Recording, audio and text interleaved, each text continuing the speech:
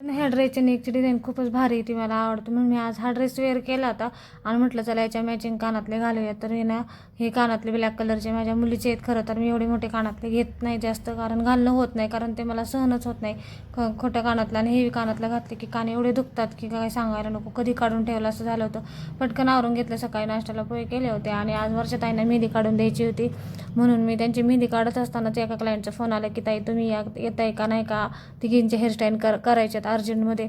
मग एक ताई त्यांची मेहंदी काढत असतानाच ती कंप्लीट केली पटकन आणि त्यांचे हेअरस्टाईल करून द्यायला गेले आणि मला यायला ना अक्षरशः 7 वाजले. त्यामुळे दिवसभर मला आज उपाशीच राहावं लागलं आणि नाही का तिकडून आले पटकन. एवढं काम करण्याचा कंटाळा आला होता की काही सांगायला नको, उभं राहूच वाटत नव्हतं, कारण दिवसभर काही खाल्लं पण नव्हतं. पण म्हटलं आता चला करायला तर पाहिजे. रितेश पण घरी आला होता, त्याचे पप्पा पण आले होते, सगळ्यांना भूक लागली होती खूपच. मग इकडून एका साईडला पटकन भात लावून घेतला आणि हे मूग मी भिजत घातलेले पटकन वाटून घेतले.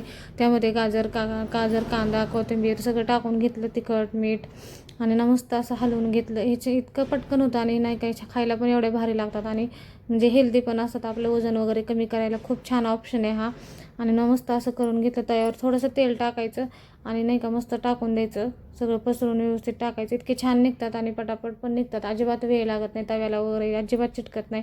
आणि इकडे नाही का मी पटकन सगळं मिक्स करून घेतलं आणि तव्यावर असे छान असे धिरडे करून घेतले. आणि इकडे रितेश पण आला होता, असं मस्त पटकन त्याला खायला दिलं आणि नाही का इतके छान होतात पटकन आणि क्रिस्पी होतात.